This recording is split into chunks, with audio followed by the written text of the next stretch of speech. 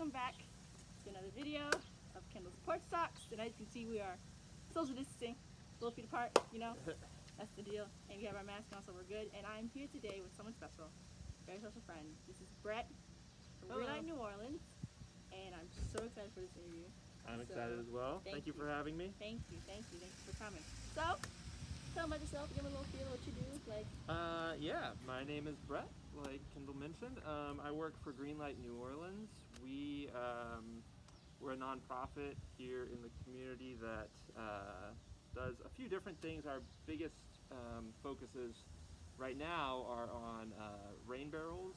So we install rain barrels at people's homes to cut down on flooding and just help with stormwater management. Our program's kind of cool because all of the rain barrels are painted by local artists and volunteers.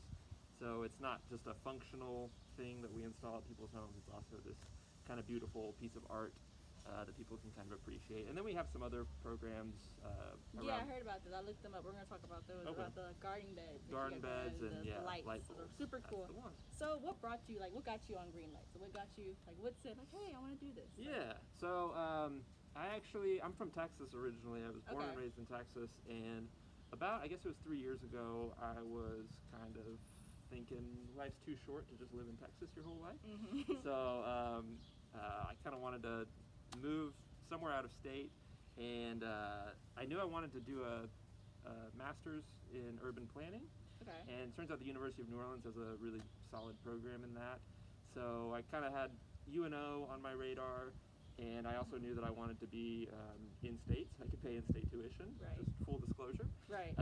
So I found out about Greenlight through AmeriCorps. I was kind of looking at the possibility of doing that. So I actually previously worked for a newspaper in Texas and decided to quit that job and move to New Orleans to work with Greenlight through AmeriCorps.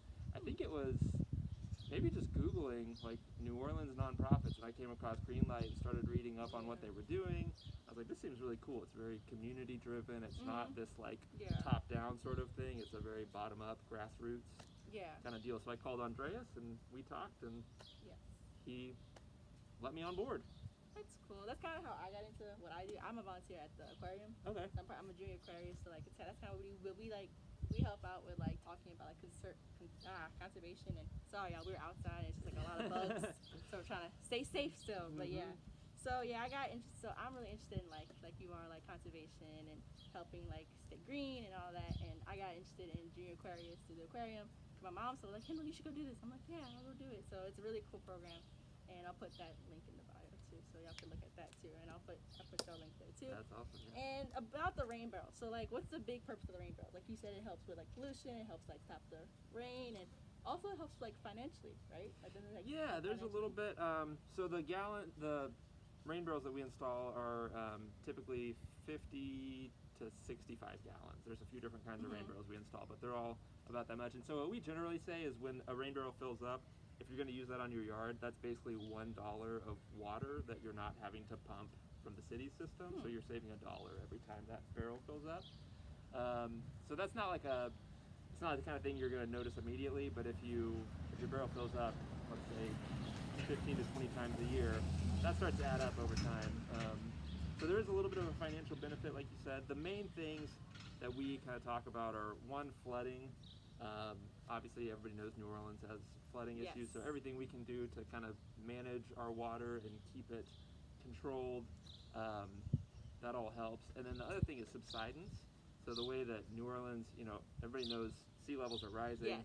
Rising all the time. But in addition to that, New Orleans is sinking because we were built on swampland in a lot of places. So the rain barrels actually help with that, because if you're able to catch the water when it's raining rather than pump it out past the levee, if you catch the water and then after the rain passes, if you release it into the ground, i.e. through watering your lawn or watering your plants or whatever it may be, that actually helps balance out our soil and balance out the water table, so it keeps us from sinking. So it's kind of a double whammy, preventing flooding and then also preventing the sinking. That's cool.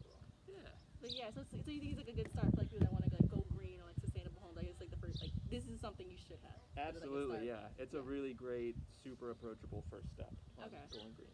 And funny enough, if y'all don't know this, Brett, we're doing this a few days before hurricane season starts.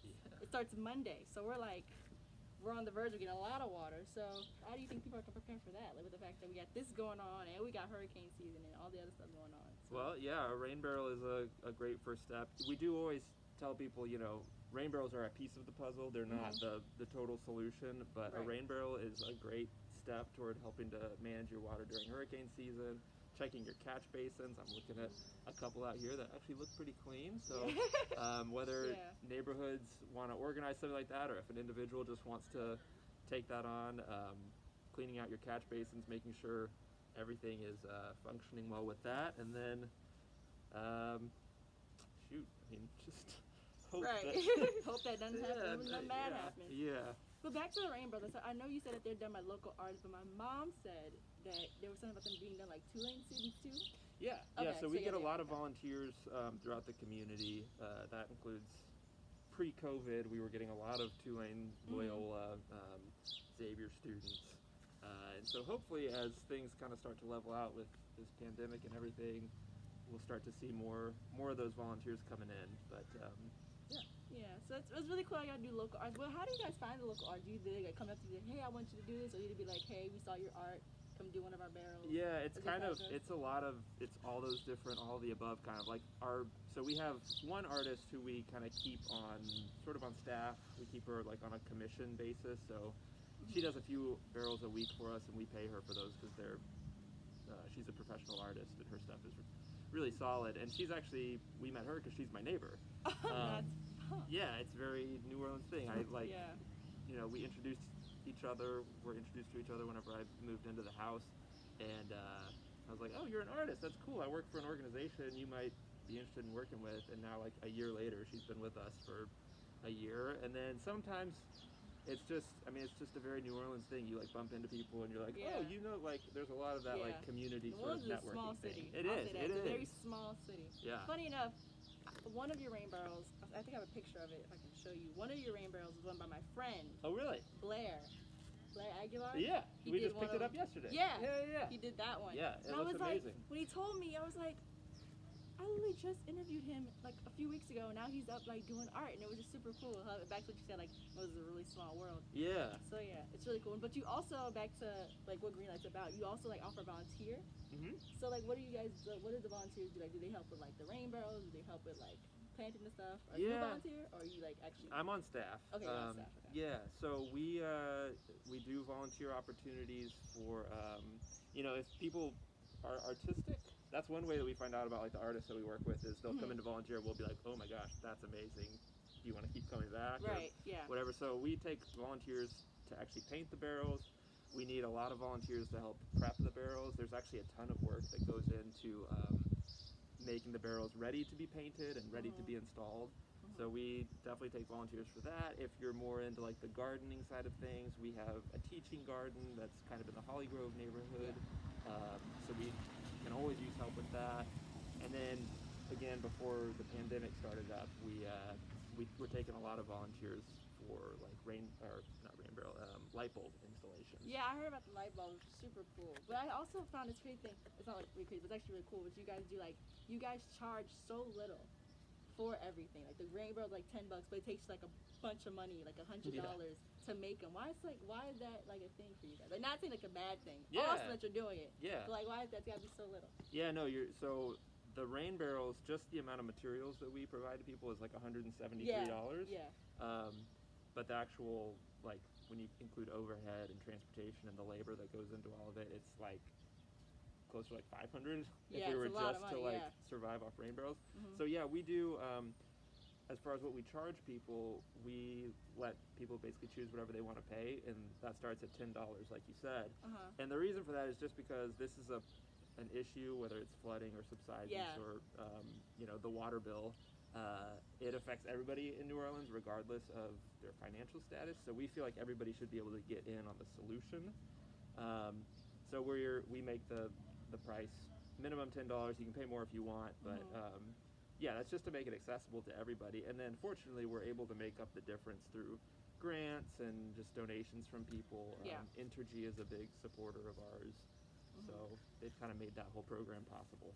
Yeah. But also, but funny enough, I was looking back to, we're jumping all over the place with this, but I saw on your website at the volunteer, like, you just have to sign up, volunteer, and that's it. Do you have like an age limit for that? For all the ones that might want to volunteer, this is your chance to figure it out. So, if you want to volunteer, is there like an age limit? I'm guessing like not under 15 is the right age limit. So, yeah, we have, so for like the light bulbs, if you're gonna, there is an age limit for that.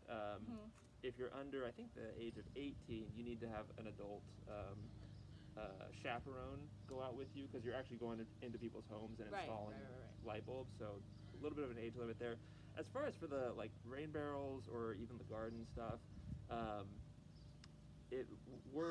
most of that volunteering takes place at the office, so we're able to kind of watch and sort of be that chaperone. So we've had like elementary school students come by and like do their painting thing, and we've kind of helped oversee it. Usually there's like a teacher or somebody with that. Yeah, right. But we kind of take all ages on a case-by-case basis. It helps if there's like an adult chaperone for those like really young groups, but we can kind of make it work any one of those ways. That's cool. So all ages, we'll take you.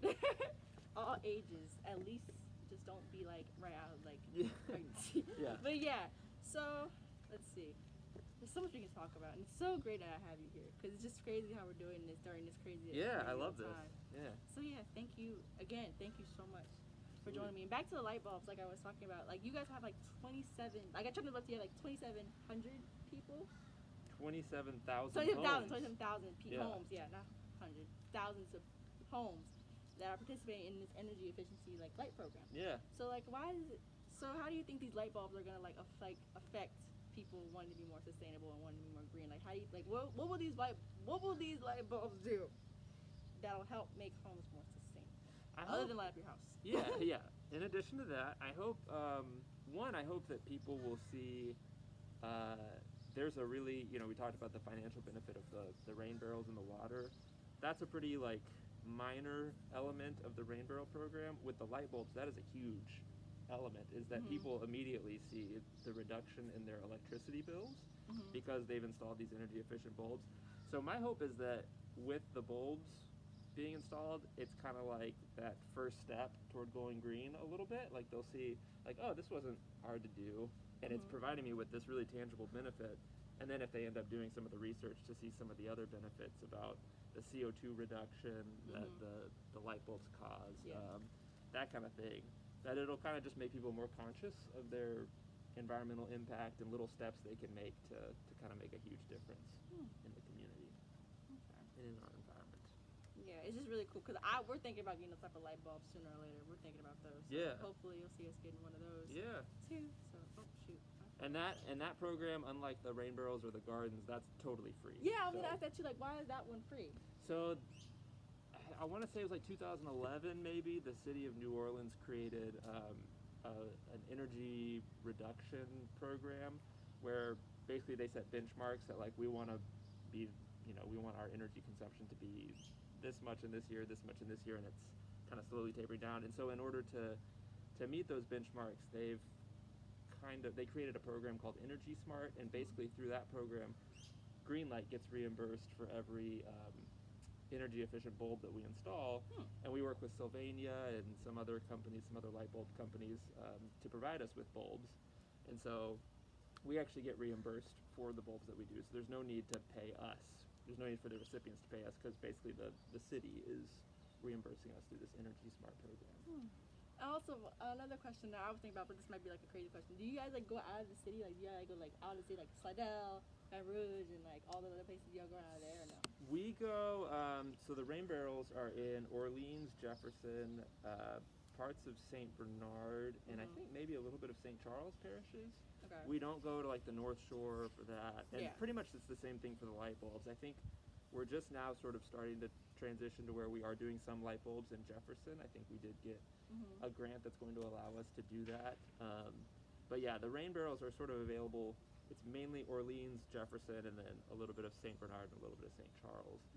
Light bulbs are just Orleans and just recently Jefferson. Okay. But then, here's the final question. I want to see if you can answer this one. Yeah. What was, this is not my thing, but I'm going to ask anyway. What was the craziest installation you've had? Like, you've been to so many houses. Oh, yeah. you've almost been around the whole city. Yeah. What was totally. What was the craziest installation you've had? Like, what was like the weirdest one, the craziest one? Be careful. Yeah, I know. Yeah. I hope they're not watching. It is. I mean, it's been such an interesting job because, like you said, it has taken me all over the city. Yeah. It's a great way to get familiar with the city. Mm-hmm.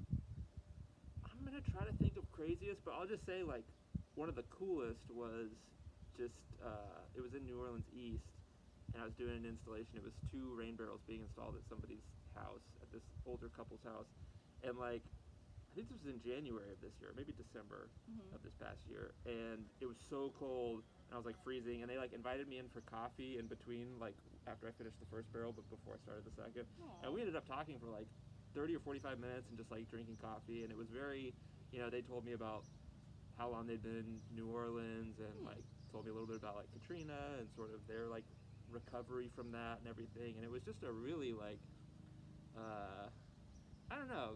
I don't necessarily want to say emotional, but it was like a very rich, fulfilling. It was like an interesting, like important talk. Yeah, it was. Yeah, it was just a really cool experience. Yeah. So that's not really like a crazy one. I know I have had crazy ones, but that. That's good. I have to think about that. Cool one. Yeah. But yeah, I've had like, I don't do this, but me and my mom DoorDash. We've had some crazy encounters. But my mom's friend, Miss Dana, she just started. Hi, Miss Dana, if you're watching. She just started doing DoorDash, and she actually got to DoorDash to one of the news reporters for New Orleans. And I forgot her name. I forgot her name, but she said, she called my mom. She's like, oh my God, Naya. That's my mom's name. She's like, oh my God, Naya, I just gave this food to the news reporter.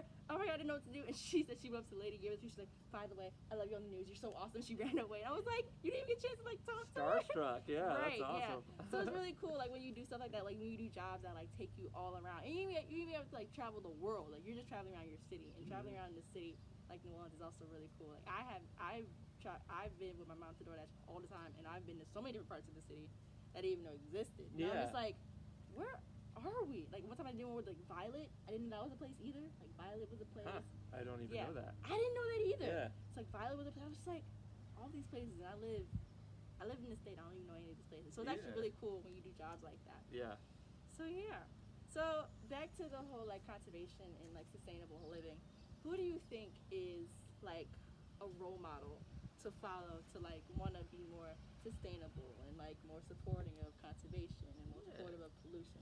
I see like programs like you guys, like programs that support like changing the world and make it go green. Like my program, like I support them so much because they support like being able to have the chance to talk to people about like saving wildlife and oceanic problems and all the stuff involving marine life. So it's really cool. So what do you think would be like a good role model to follow to like want to get more sustainable living? I would say locally, not to harp on us too much, but I think our founder Andreas is like a great like individual person to follow for that kind of thing. He's converted his backyard to be basically an organic farm, and he grows probably 75% of his own food. So that's really cool. And then in addition, he started this cool organization that's doing all this stuff. He's just a cool role model. And then I would say, kind of more nationally, I think the entire Sunrise movement, which I don't know if you're familiar with them. They've really pushed the Green New Deal quite a bit and sort of brought that into like the forefront of the political conversation. And I think their view on a lot of environmental issues and like the intersection with politics is really good and healthy. That's nice. And I also like when we went back to like you guys have like more than just the rain barrels. You have like also gardening. Yeah. And the gardening beds. But I also looked on the website. You guys require that the people that want a gardening bed have to go to a class. Why is that? So the garden is, that takes a little bit more maintenance than like a rain barrel even, or light bulbs, obviously. So that's kind of our way of, it's like if you have to really show that you want this thing, because it's very easy for it to just like die within, if it doesn't get watered for a couple weeks, or if you're like, oh, I think I want to garden, and then you learn what goes into it, and you're like, oh no, I don't want that anymore. I've noticed that too. Yeah, so it's kind of that, and just, it is teaching people the skills that are required to grow your food and how to tend to the garden and take care of pests and all that stuff. So there's like some really valuable information that we communicate that's sort of necessary to having a good, healthy garden. Yeah, so for Greenlight, that was another question. So for Greenlight, this is all questions that like me and my mom both had. Yeah. So like this is like another question. Like, so how many people do you have on staff? Like it's you, and then like how many other people are on staff? And how many volunteers do you have? Yeah, it's me and it's Jillian, our volunteer coordinator, and Andreas, who's the founder. So it's really just the three of us. We are, and then I guess you could say Cammie, who's our commissioned artist. She's, I would say, like a half staff position, and we're potentially, it looks like, hiring a second commissioned artist. That's still sort of in the works. But yeah, that's pretty much the crew. And then as far as the volunteers, it's been interesting because in March we made the decision to cancel all of our volunteer events for the foreseeable future just because of the pandemic. And we're just now starting to open it back up to people.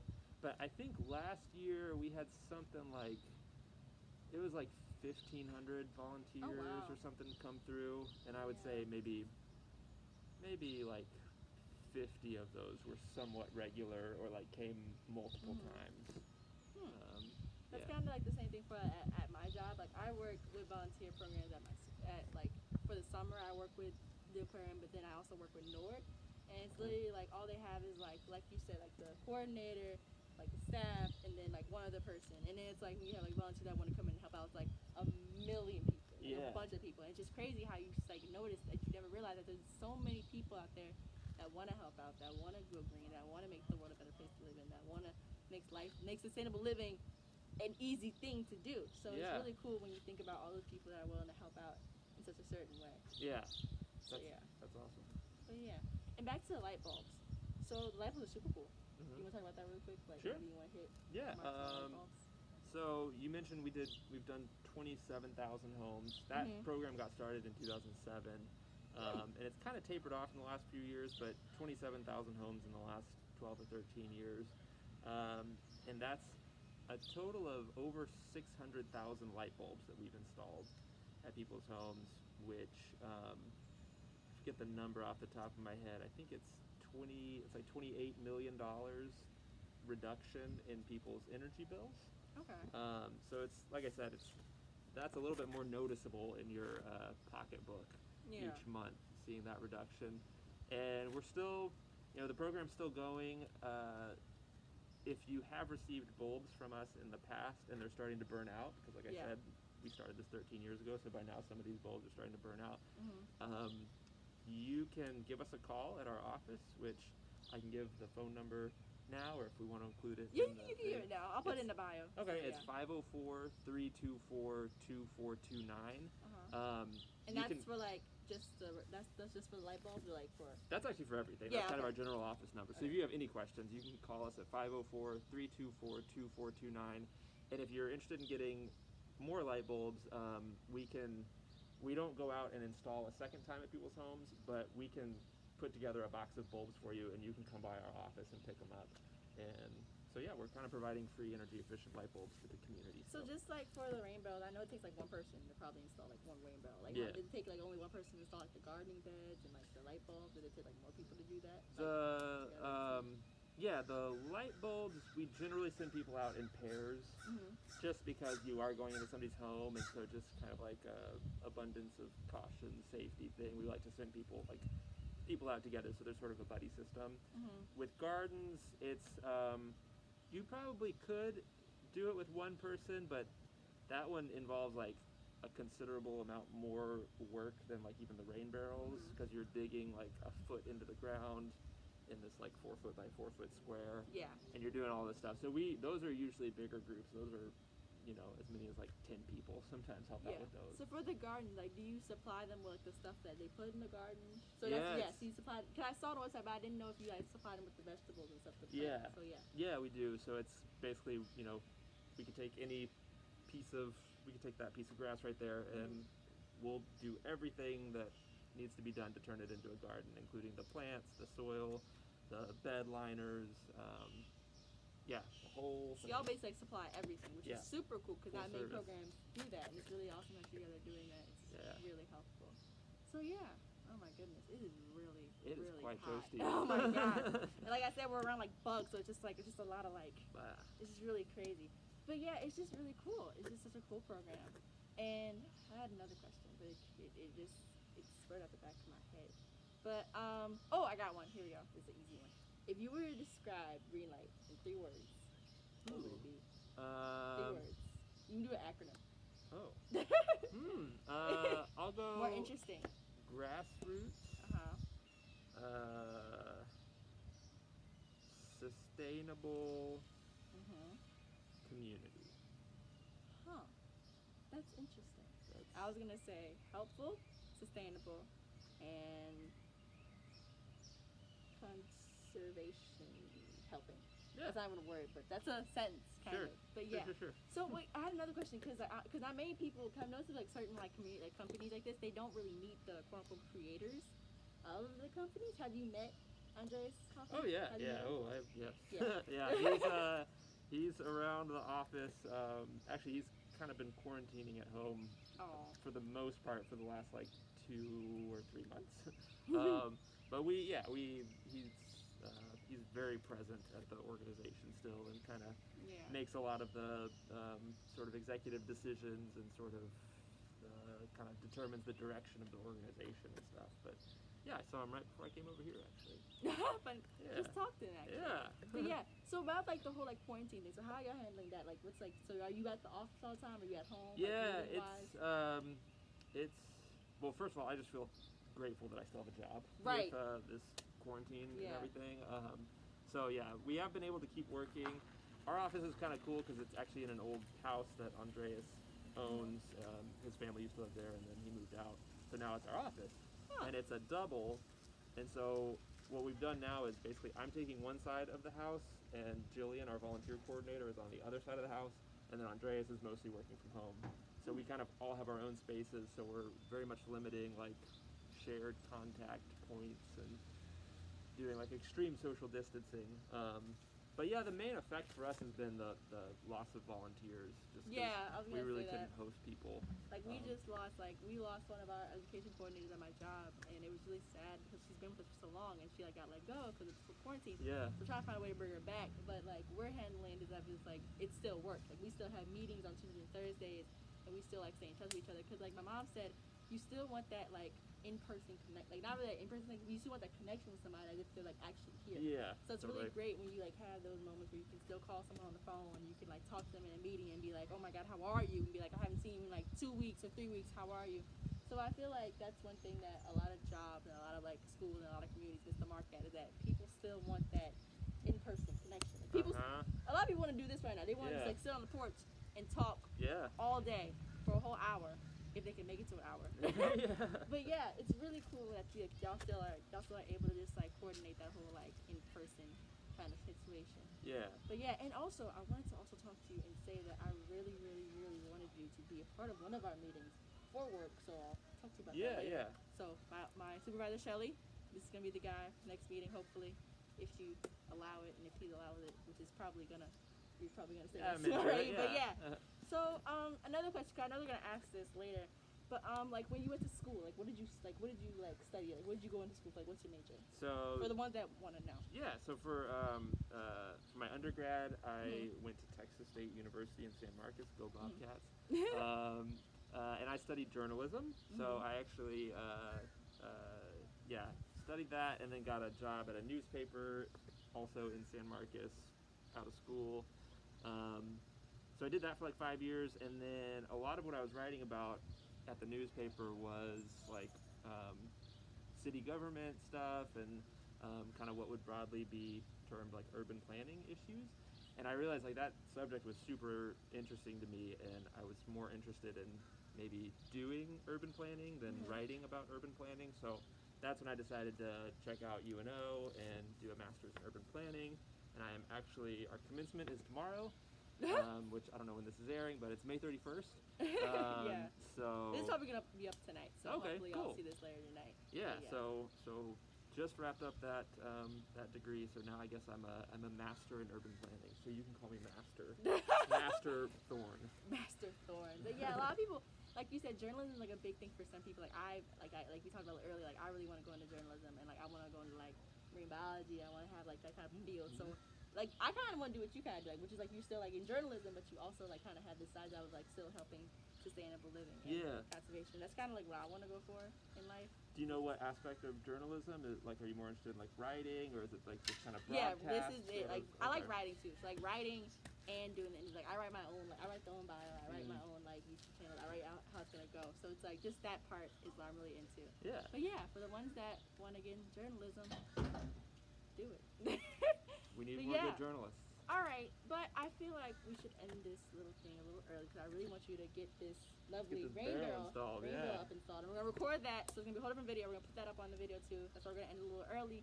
Like you get a video of Brett putting up this lovely rain barrel that he has for my grandma, and you can also see the lovely art that they put on the rain barrel. So, Brett, thank you so much for joining me.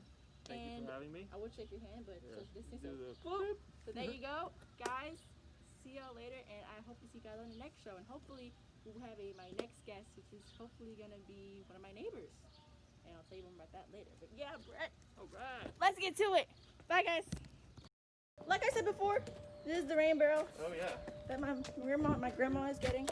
It's really pretty. And it was done by my neighbor, who's the commissioned artist. Yes, so it's really pretty. She's awesome. Here is a little video of the barrel about to get set up. Super cute. It's gonna be so. Do you want to explain to them how you set it up?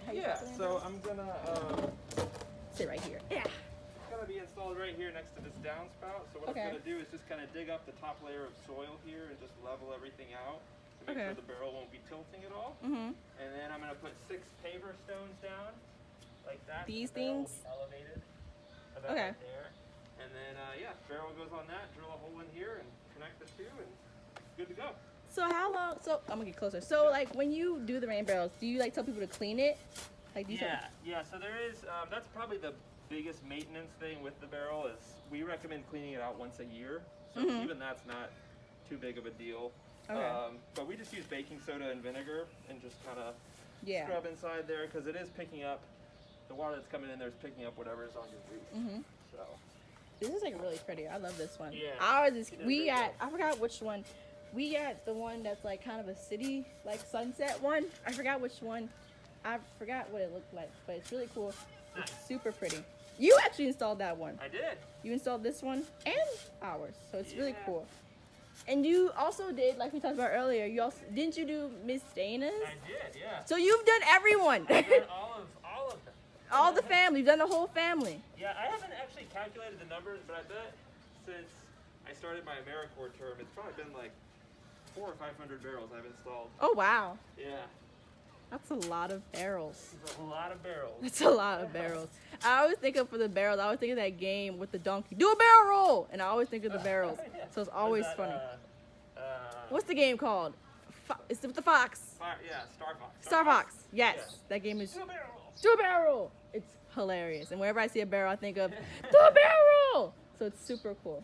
But yeah, this is a little video for people that want to see what the rain barrels look like. There they are, right there. And this is how Brett is going to install it, and hopefully they'll see how it comes out. I forgot one more thing. You also forgot to say your lovely life quote. Oh, that's your lovely life quote in your poem. So please, for the audience, please tell them what your lovely life quote. So the quote that I wanted to use isn't necessarily my life quote, but it's something I feel is relevant right now with everything going on, like Minneapolis, all that. It's that MLK quote, a riot is the language of the unheard. Has America failed to hear? That is really nice. Yeah. I think I said mine was going to be another MLK quote, actually. It was going to be just a simple quote of love one another. In the words of my great-grandfather. The most important. Right, in the words of my great-grandfather, love one another. So yeah, guys, love one another, please. For the sake of New Orleans and the sake of the city and the state and the country itself. Love one another.